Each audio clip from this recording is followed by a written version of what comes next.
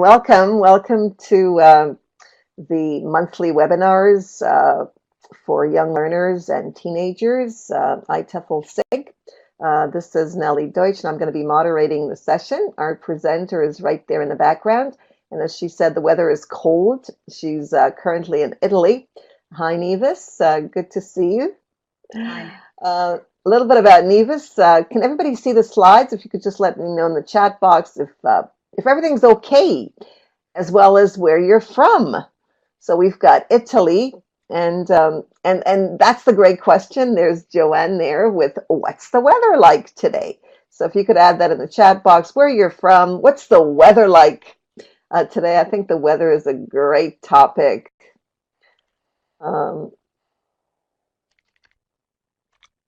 You know, sometimes I don't get the weather because I'm either in the car or I'm in the house.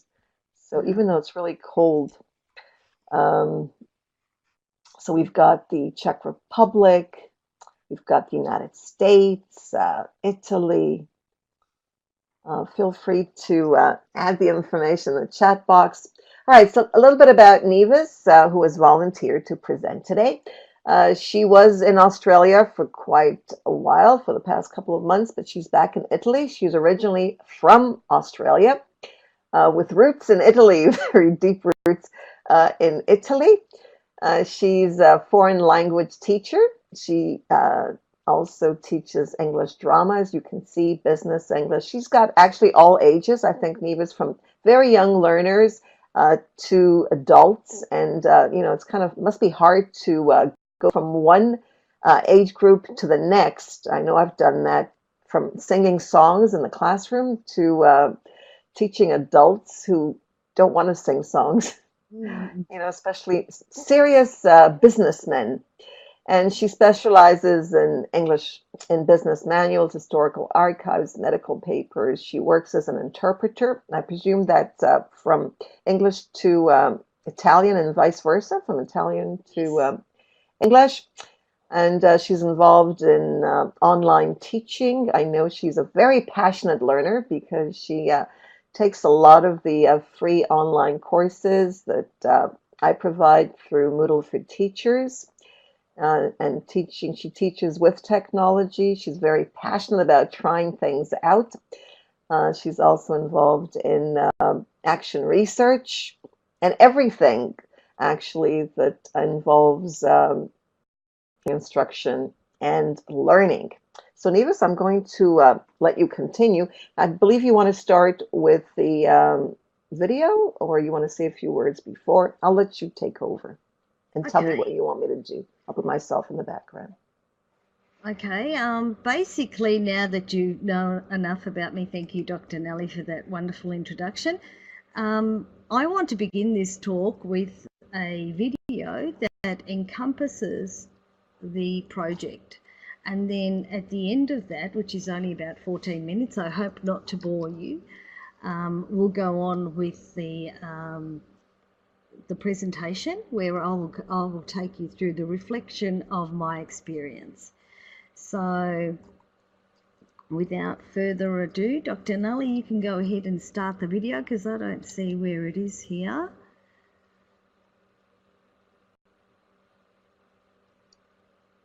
On the screen. I'll get the video for you. Sorry, I didn't want to get my voice in here. During the video, I'll turn my camera off and the microphone off so that there is no interruption. And if there are any questions, please pop them in the chat box.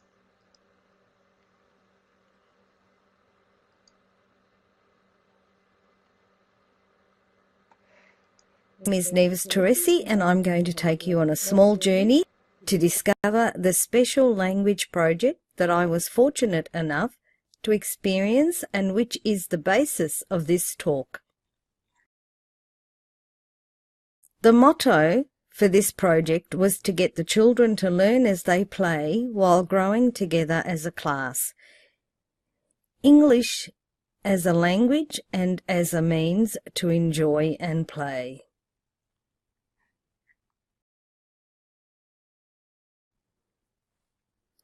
The aims of the project seem to be overwhelming when considering the real age group of the children. However, the intention of the teachers at the preschool was to enhance the fluency and correct pronunciation of the use of the English language, being that the earlier the correct pronunciation is heard by the children, then the more likely they are to remember later on in their continued schooling. English has become a priority at most elementary schools here in Italy, so it was only natural that the preschool community also jumped at the opportunity to provide an initial introduction into the language. The school already has their own teachers teaching the very basic English vocabulary, such as greetings, introductions, numbers, colours, shapes, and songs.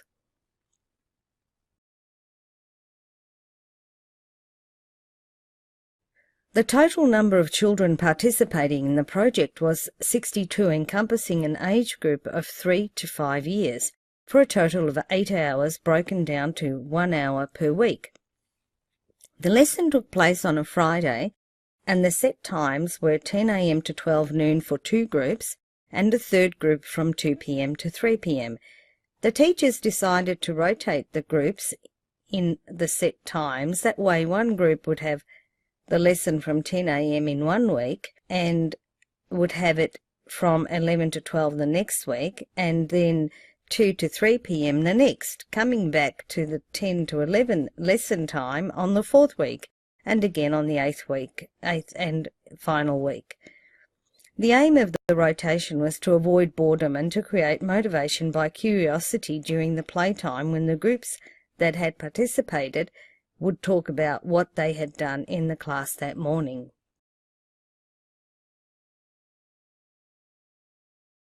The children were already aware of the English language via their own class teacher with the use of numbers, colours, some shapes and some songs, albeit some very difficult songs. Although in native English schools such as UK, Australia, Canada, USA, etc., preschoolers may even be ready for some nursery rhyme songs, but in countries where English is a foreign language and only taught at school, then children are not aware of the sounds or words, so I aimed at finding nursery rhymes for toddlers that would be in line with the lesson syllabus. The syllabus was based on simple activities such as colouring in, using photocopyable PDF files that I had created or downloaded from free teacher resources websites. Then I created slides which were turned into presentations with voiceover and provided in DVD format or via Google Drive link for the teachers to use again and again.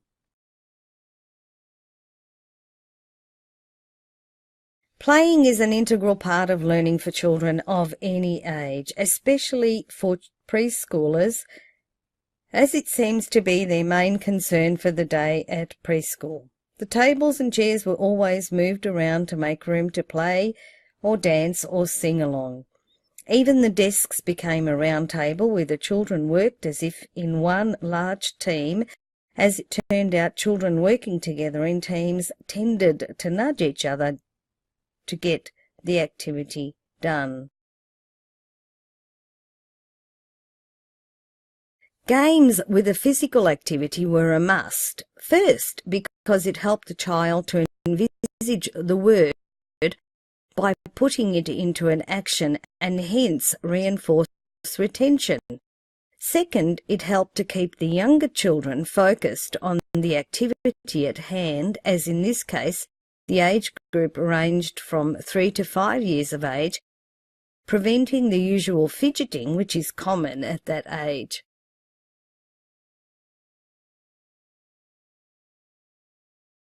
Songs to move and sing along was another way of getting the children active while learning. The theme song unanimously chosen by the children was from the Kabumu YouTube channel, namely 10 in the Bed, which just so happened to reinforce the numbers and some easy enough words to repeat. Another great sing-along and a very active song was the Head and Shoulders song by Kabumu.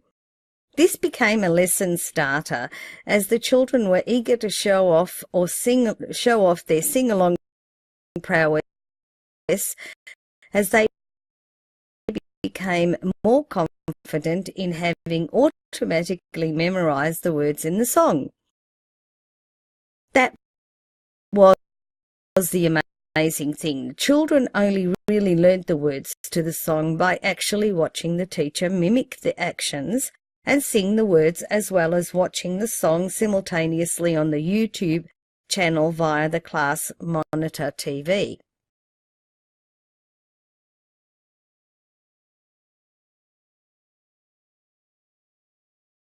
The Jigsaw Puzzle was another game that was created by each child by colouring in according to the teacher's colour and shape called out, then gluing onto cardboard, and with help from the class teacher and assistants, the cutting out took place, and then playing by putting the pieces back together. The 15 squares puzzle was about as difficult as it should be for the children of 3 to 5 without causing any stress, as the completion is akin to self-satisfaction. I also created 2 jigsaws online that the children could go and complete with their parents. One on Jiggity and the other one on ePuzzle. There were also activities based on increasing their knowledge of the English language as opposed to the textbook approach. So using Krashen's natural language acquisition method, the classroom became a stress-free environment where English was a spontaneous result of the words or phrases emerging from the names, stories, or specific activity. Sometimes the specific activity involved drawing a picture to depict a group of words or simple phrases.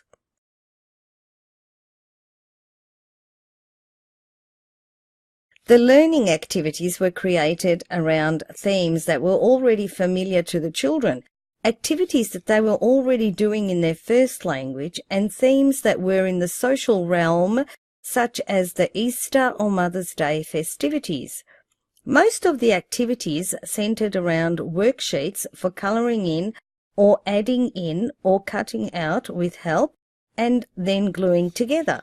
Children at preschool age are interested in things that are either diverse, hence attracting their curiosity, or familiar, which make them feel comfortable.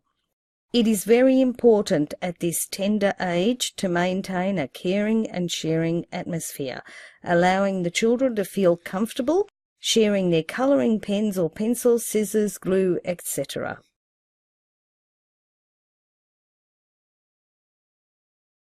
A colours slideshow with a voiceover was prepared specifically for the children to listen and repeat.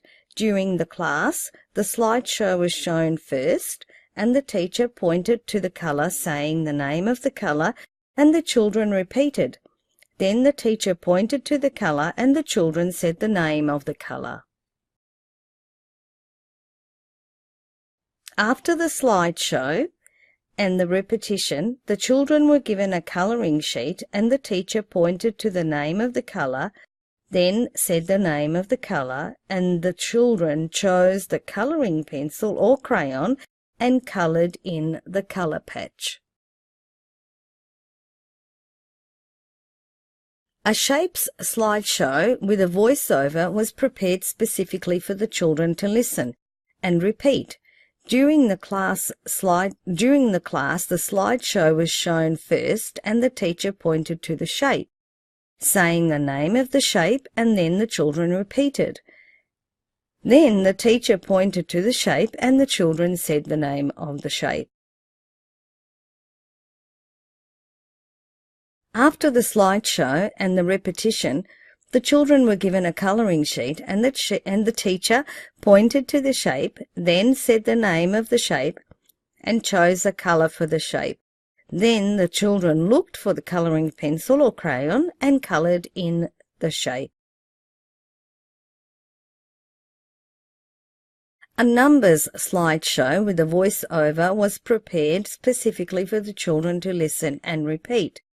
During the class, the slideshow was shown first, and the teacher pointed to the number, saying the number, and the children repeated. Then the teacher pointed to the number, and the children said the number. After the slideshow and the repetition, the children were given a colouring sheet, and the teacher pointed to the number, then said the number, and the children added in the dots or circles to denote the quantity of the number. Then the children coloured in the numbered squares. These are some of the other activities included in the project. Again, the main focus was on the repetition of the words, then pointing to the images when taking turns for the children to have a go at will, then finally the colouring in, but always with the teacher calling out the colours to colour in the animals, body parts, objects, etc. Other activities called for colouring in fruit and vegetables, flowers and trees, birds and nature, food and tableware.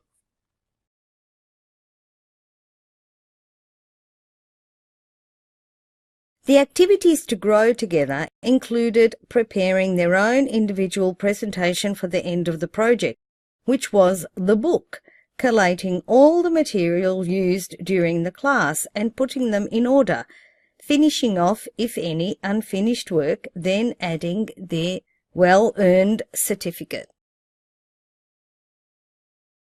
Some photos from one of the groups. Due to the strict privacy laws in Italy, photographs may not include faces, names or places. The tables were moved together to form a large group, enhancing the need to communicate with one another, creating team spirit.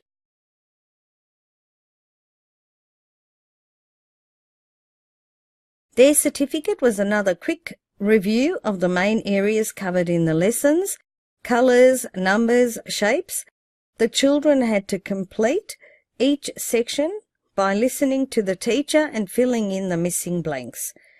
The numbers would entail adding dots to equal the amount.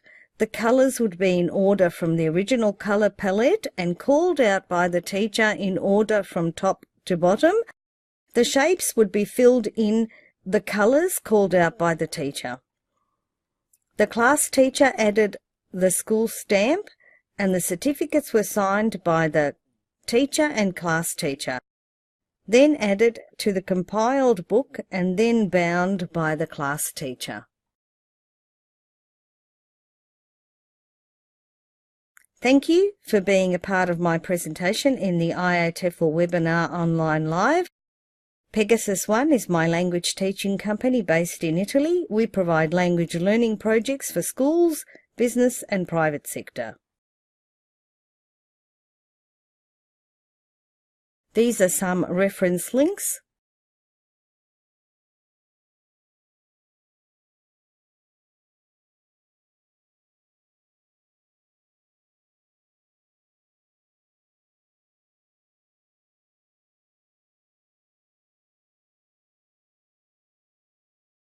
Nives, you're still muted. You need to unmute.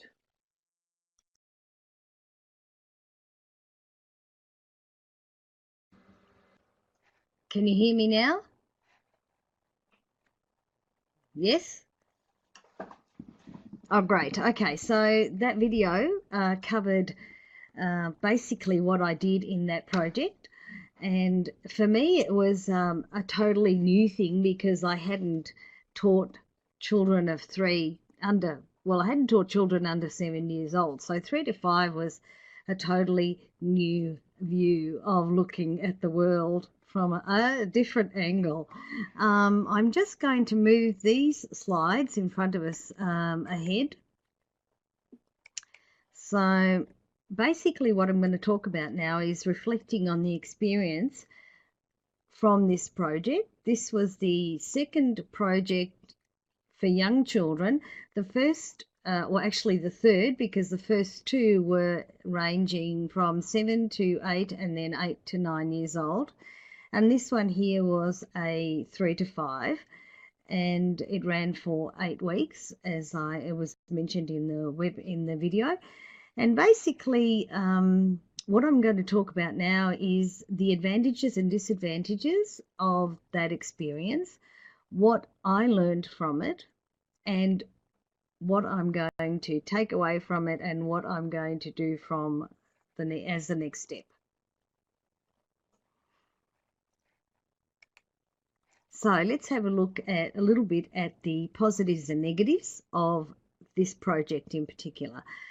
So on the positive side, personal learning, I did actually learn a lot from this experience because I didn't have any children, so I had no idea what it would be like to communicate with 3 to 5-year-olds, and that was in itself a huge learning experience. I did lots of reading, as I always do when I go into a new project.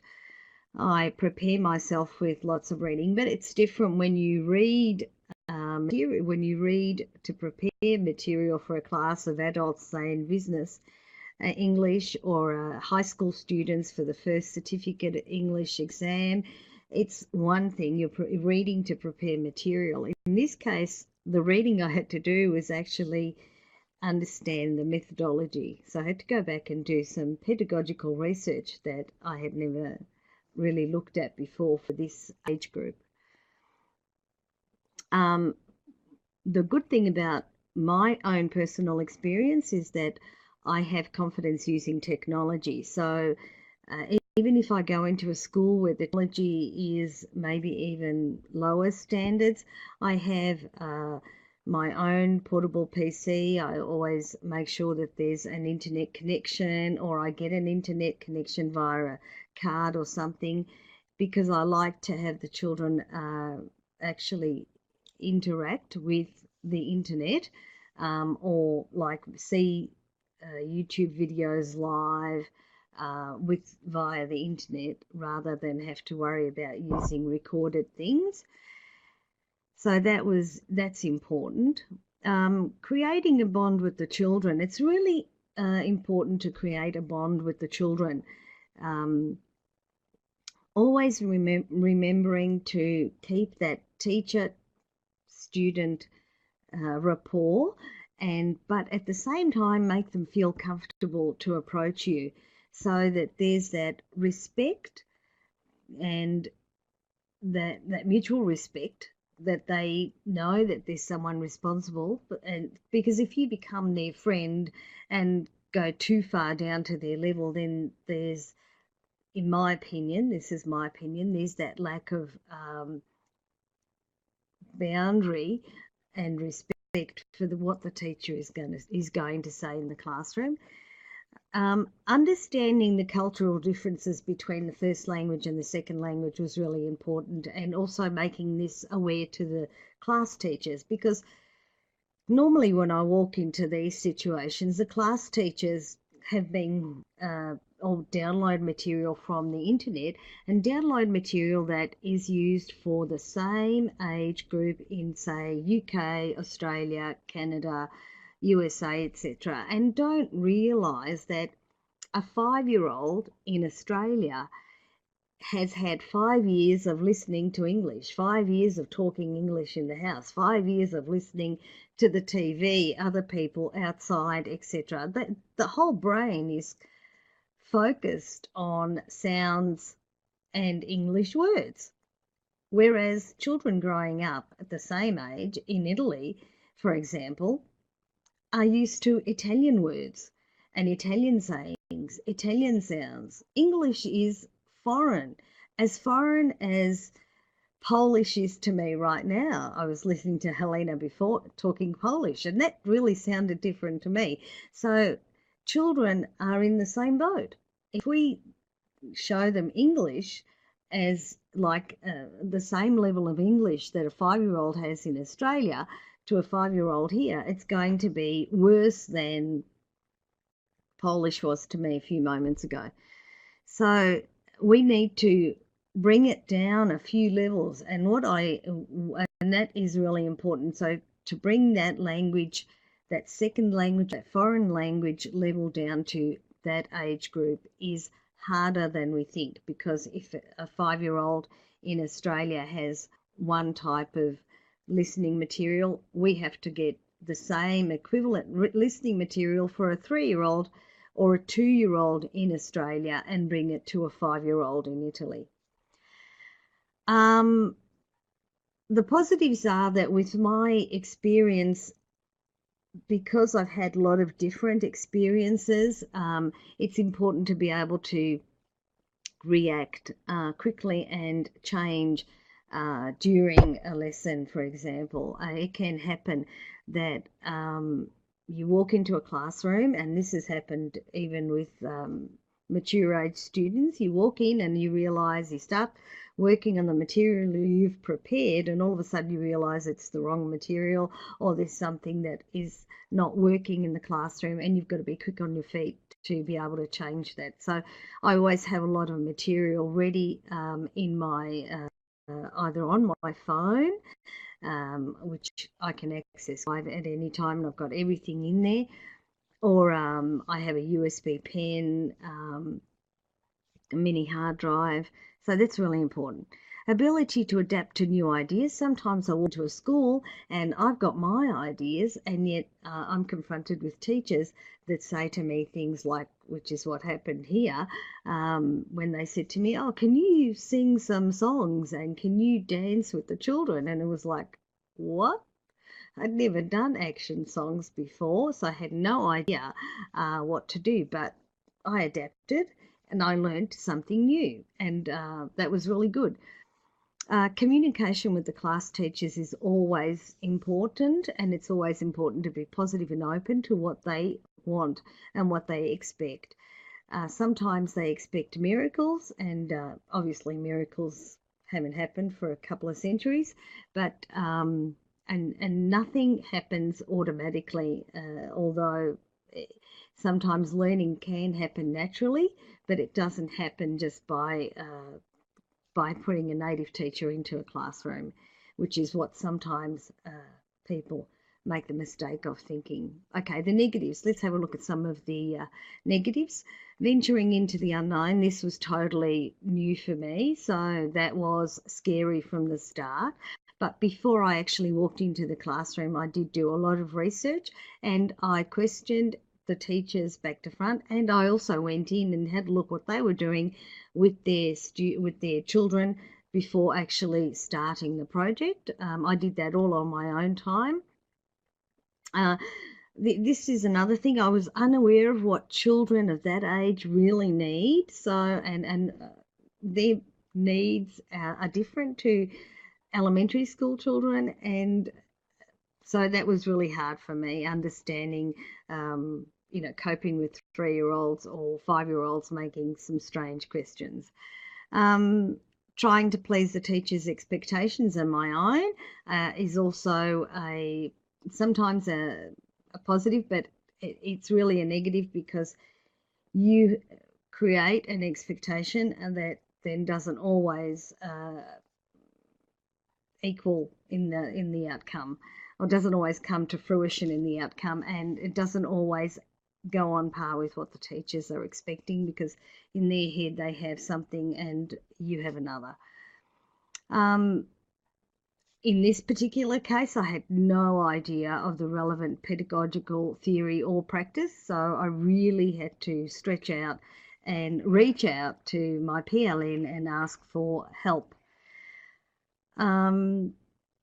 8 weeks is not enough to test the real outcome, but it's a start. So I was happy to try this out. It was a trial, and it came at a great expense from the budget of the school. So it was an experiment, and a good one for me, because it would help me go on from there. So moving on to the next slide.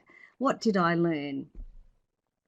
One of the things that I understand from teaching younger children, more than teenagers or adults, is the importance of actually teaching them how to share and care for each other while creating that learning bond. What I mean by that is children have this, and I think this is generally speaking, children are very jealous of their things like pens, coloured pens, pencils, pencil cases, toys, etc.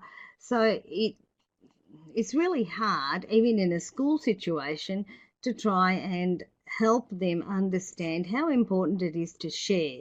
Because if you learn to share at a very young age, and you share experiences, share things, that as you go on in life, you understand how wonderful it is that you actually learn by sharing and caring for one another. The other thing is always be very positive. Young children, with teenagers, you can venture out into, being a little bit more strict and harsh, if necessary, if you think it's going to help the learning curve.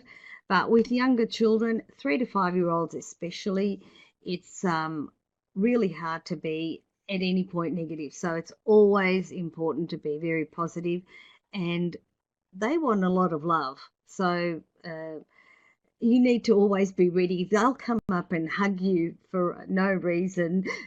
So you have to be ready to give that love in return and not be too cold, because children do feel that. Children like to take control of their environment. So especially if they know you're a guest teacher or, like me, a project teacher, they always want, like to show me things and to tell me how to use things, or don't do that because our teacher doesn't like it, etc. So you have to make sure that you set the boundary of who's in charge during that time.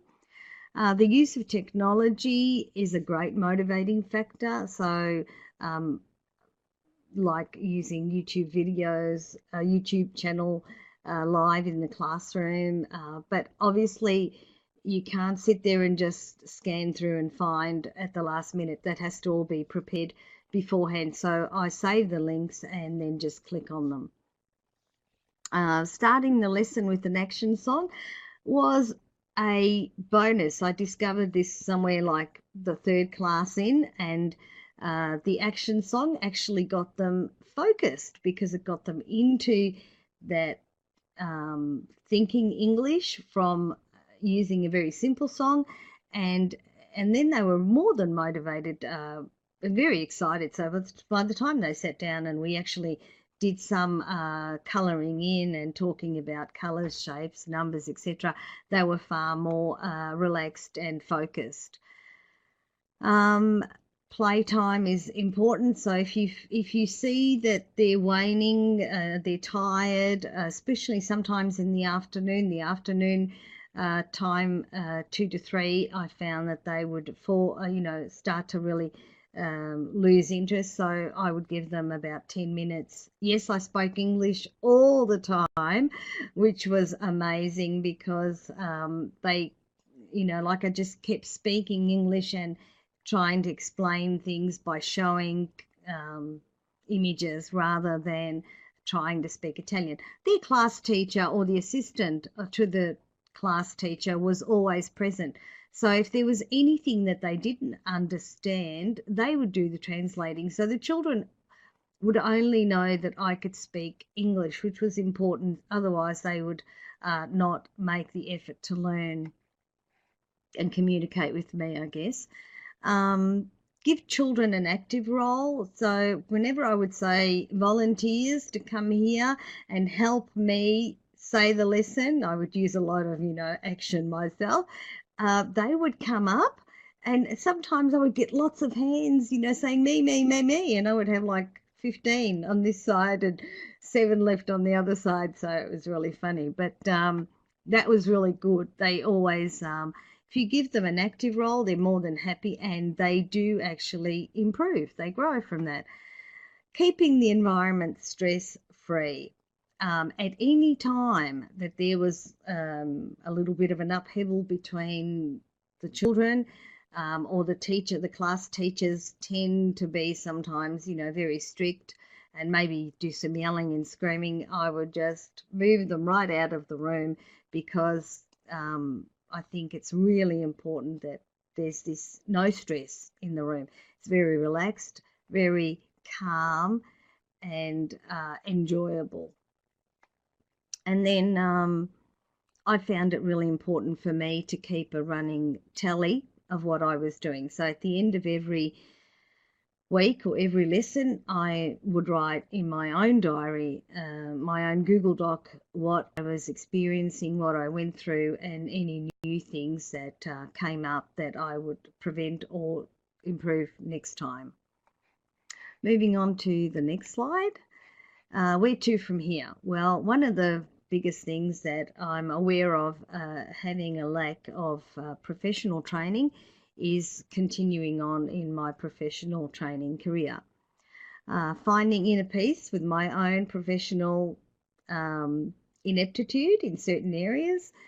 Sometimes I feel really that, that I'm losing out by not having the knowledge to actually approach new and new projects like this one. It took me a long time to actually say yes to this particular school. Then mindfulness, I've been reading a lot and listening a lot and studying a lot of mindfulness, and I believe, personally believe, that mindfulness can become an integral part of lesson of the learning process in any classroom. So I believe that that should become very important to be able to use that as a lesson starter. Appreciating that teachers share and exchange ideas. I do this already on Twitter. I have a great, I actually join a lot of PLNs on Twitter, and it's really important to be able to share ideas continuously, and to see what other teachers are doing, and also to ask other teachers sometimes for help is really important too, and not to be shy from that, not to shy away from that. And the other thing is to share materials. About 5 years ago, if someone had said to me, publish your materials online, I would have said, no way. And now it's like, there's no way I'm keeping it offline. I'm just putting everything online all the time. Share it with anyone. And because I think it's important also, then if someone says to me, hey Nives, that's, what you're doing is not right, or maybe it's, or it's good, can I have it, or whatever, sure. I think that that's a way of learning. Always with the knowledge that I've gained, it's really important to be able to use all this knowledge to walk into the next project. And it doesn't matter if the next project is with adults, even if what I've learned with children, some of that experience I can bring into the next project. So it doesn't matter whatever that next project is. All these projects I've done up until now, the last 15 years, has been all about projects, language projects here in Italy, in central Italy. And every time, everything I learn from either a past project or working with Dr. Nellie or doing Dr. Nellie's classes, I bring that experience, that new idea into the next project, into the next course, and it's really great. I always feel like I'm going into every new project with more and more experience baggage, so I keep feeling even more excited to start a new project. I create my own materials most of the time. So, and I like to use technology that I've learned from Dr. Nellie and other wonderful webinars that I go to online. I'm constantly attending a webinar. Sometimes I feel like I'm married to the computer rather than my husband. Anyway, and I like to share these experiences via blogging and during the Moodle Moocs as well. I find that I probably share a lot more during the Moodle Mooc with Dr. Nellie and the participants rather than blog. Sometimes I just don't have enough time.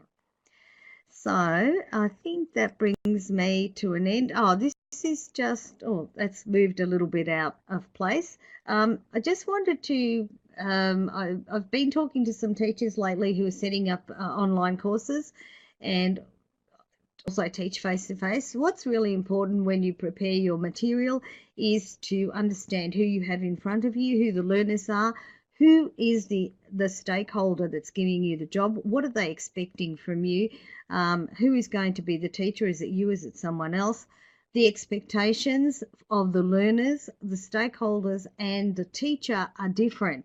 So it's important to state all these things at the beginning and put them down on writing. And I normally do that. I put this proposal and offer forward to whoever I do lessons with or courses with, so that it's always there black on white, and define the outcome. What do these people want at the end of this course? Do they want to move forward 1 level, 2 levels, 3 levels?